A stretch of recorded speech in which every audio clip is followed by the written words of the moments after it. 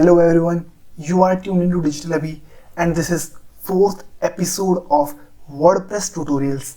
In this episode, we will see an overview of the basic settings of WordPress. So let's move on. So first of all, we have to log in into our WordPress dashboard. As you can see, I have already logged into my WordPress dashboard. Now, in the left sidebar, you can see an options of setting. Move on to settings, and in settings, as soon as you hover your mouse on the settings option, you can see a small dialog box opening on the right of the settings option. And in that dialog box, there are a few options, which is general, writing, reading, discussion, media, permalinks, and privacy. Let's see each of them one by one. So click on the settings. It will take you to the general settings option. So in the first, you can see the site title. As I told you during the installation of WordPress, that you can change the site title and tagline of your WordPress website. So you can change the site title and tagline of your WordPress website from this option. After that, you can see WordPress address URL and site address URL, and beneath it you can see the option of email address, the admin email address. Whenever you will make some changes to WordPress, an email will be sent to this email address that a particular change is made to your WordPress website. So you can put an email address in it. And here, as you scroll down, there are some other basic settings which you can set according to your usage, like the time zone, date format, time format, and all that stuff. Like for me in India, time zone will be plus 5:30 GMT. So let's just set plus 5:30.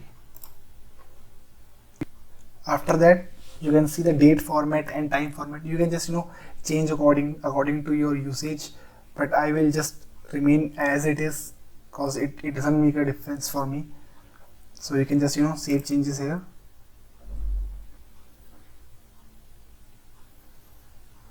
And from the left sidebar, you can see the next option is writing.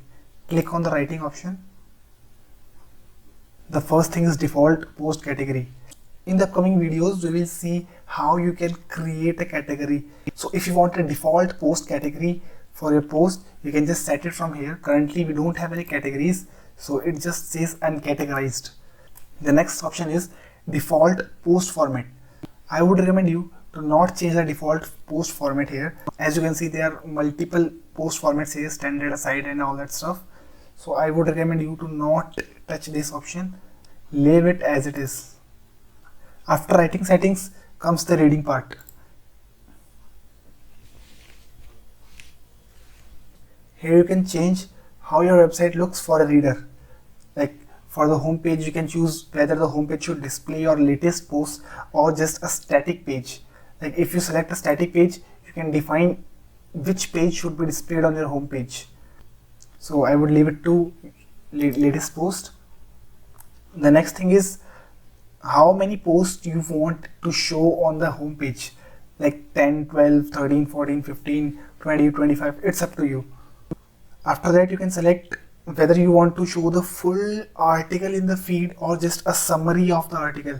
So I would recommend you to choose summary here.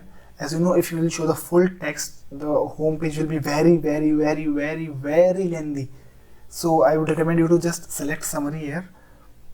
And the next option is search engine visibility. If you tick this option, your post or your website will not be indexed into search engines, and I would recommend you to not touch this option. Leave it as it was.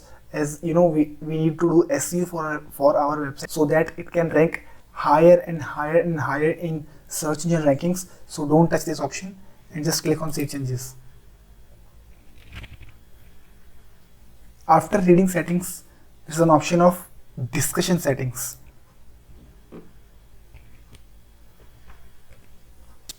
The discussion settings is basically related to the engagement or the user engagement on your website, like whether you should be notified or not when someone links to your website, or whether you should be notified or not when someone links out to your posts or articles.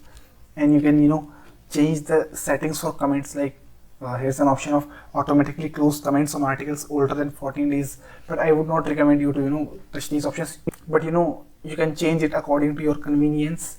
Like it says email me whenever anyone posts or comment, or email me whenever a comment is held for moderation. So like if you are getting 10, 12, 13 or 15 or maybe 20, 30 comments every day on your website, you will be getting 20, 30 emails just for comments. So if you don't want your inbox to be filled just with the comment emails, you can untick this, and I would untick this. After it, you can see an option for comment approval. Like whenever someone comments on your website, whether it should be manually approved or not, or like let's say a person ABC has commented on my website previously, so if I just approve his or her comment, so the next time when he or she will comment on the website, the comment will get automatically approved. So it's up to you, it's up to your convenience whether you want to select it or not. But for me, I will just tick the option of comment must be manually approved, because there are times when people just spam into your comment box. And here's another option where you can set that if a comment has 2 or more links, it gets automatically hold, or you can just change the number. Like you can change it from 2 to 4 or 8 or 3, or it's up to you. Like you can put any number here. So I'll just not touch this. And here you can see an option of comment blacklist. So what you can do is, like, let's say if I put the word follow here, so if any comment contains the word follow, the comment will get automatically put into the trash.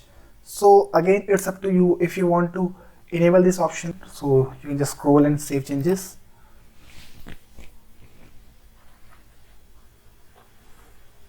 After discussions, there is an option of media.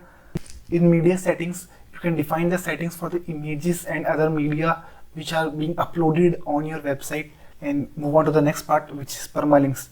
Now permalinks is important. So basically what a permalink is, in simple words, a permalink is just a URL of the post or any content on your website. So the thing here is, you need to change the structure of the permalink. By default the permalink is set according to day and time. You need to change it to the post name.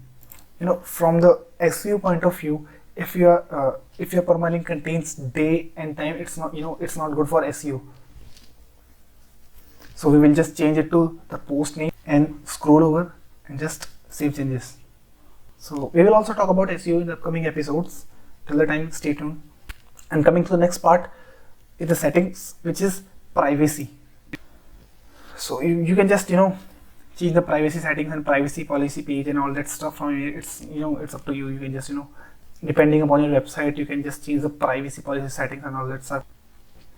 So that was the overview of WordPress settings and the basic settings you need to do in your WordPress website before starting on. Hope you got some value, some knowledge, some information from this video. And if you did, tell me in the comments. I will come with another episode of WordPress tutorials as soon as possible. Till the time, stay happy, stay blessed, and stay tuned to Digital Abhi.